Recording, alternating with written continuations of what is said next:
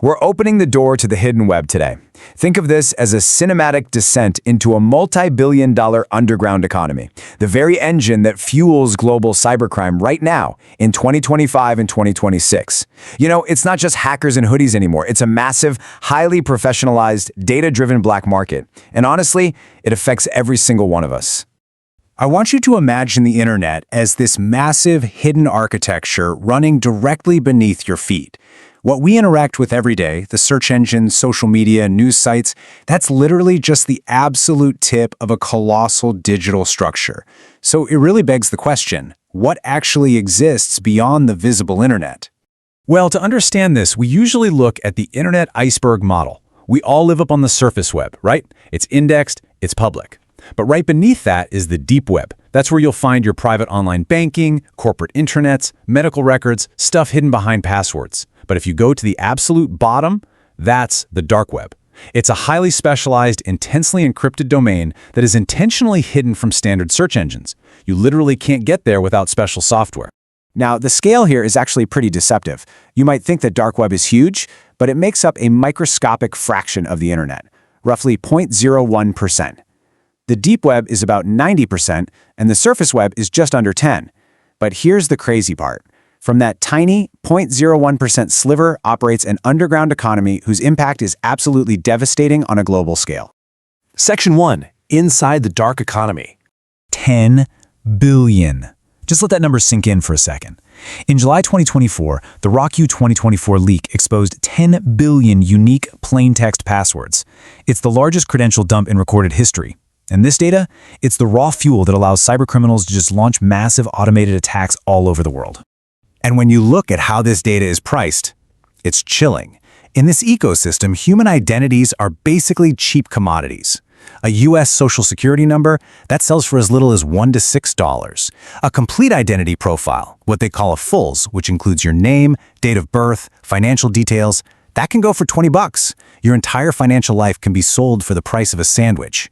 Meanwhile, on the higher end, corporate domain admin access can fetch tens of thousands of dollars. And those are the keys to the kingdom that start those devastating ransomware attacks we hear about.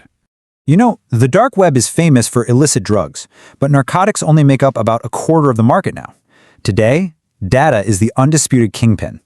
An estimated 65% of listings involve personal data and identity theft. Digital identities and fraud have absolutely eclipsed traditional physical goods.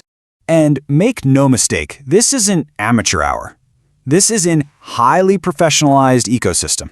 By 2025, darknet market revenue was hitting an estimated $2.6 billion annually. These places operate exactly like legitimate e-commerce platforms. They have escrow services, dispute resolution, even vendor reputation systems with star ratings. All of it driven entirely by decentralized cryptocurrencies like Bitcoin and Monero to keep everything strictly anonymous. Section 2. Who uses the darknet? We really have to break a stereotype here, because the dark web is fundamentally a dual-use tool. Sure, on one side, you've got the illegitimate users, the hackers, the ransomware gangs, the data scalpers trading zero-day exploits. But on the other side, you have completely legitimate users. We're talking journalists protecting confidential sources, citizens trying to evade oppressive government censorship, and whistleblowers using secure platforms like SecureDrop. So it's this crazy paradox. It's a haven for crime, but also a vital shield against authoritarian surveillance. And the technical foundation making all this anonymity possible? That's primarily Tor, or the Onion router. On any given day in 2025, somewhere between 2.5 and 5 million users connect to Tor.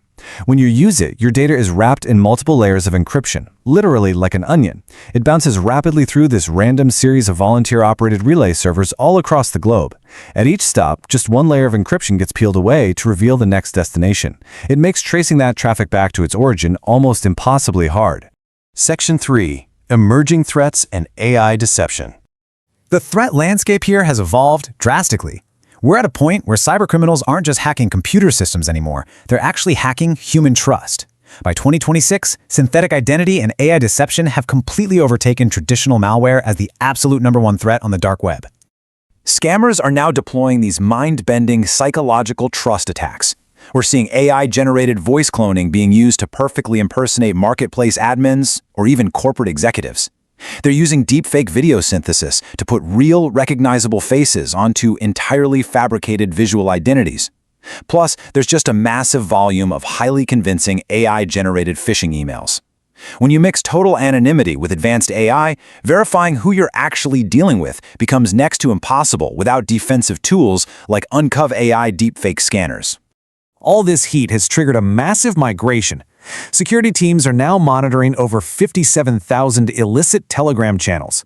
Criminals are fragmenting. They're moving their rapid-fire transactions and data dumps off the traditional onion sites and onto decentralized messaging platforms like Telegram and Discord just to evade crackdowns. Section 4. Law enforcement in pursuit. But it's not a one-sided fight. The dark web is actually heavily infiltrated by authorities. It's definitely not lawless.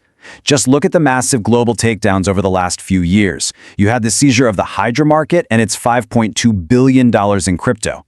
Then Operation Raptor in May 2025, which led to 270 international arrests. And right after that, Operation Deep Sentinel completely dismantled the massive archetype market. You see, despite having all this military-grade encryption, the human element is still the absolute weakest link.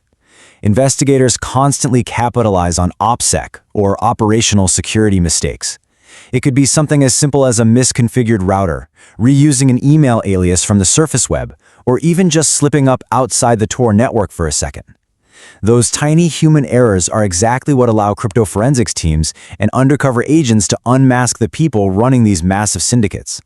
Section 5. Surviving the hidden web.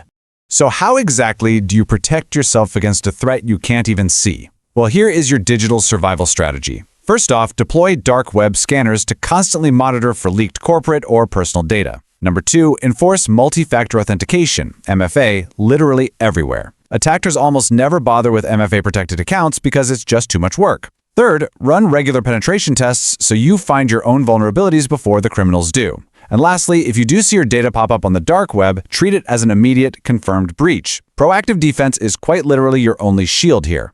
But look, we have to remember that this battle is ongoing. Cybercrime operates like a digital hydra. When law enforcement takes down one major market, the ecosystem proves itself to be highly resilient, and a new one immediately springs up to replace it. It's this endless, continuous arms race between those trying to hide in the shadows and those trying to shine a light on them. As our everyday lives become more and more digitized, this hidden infrastructure sitting just beneath the surface is playing an outsized role in our global security. It leaves us with this final, haunting thought. In a world built on data, what we cannot see may define everything. Stay vigilant out there and protect your digital footprint.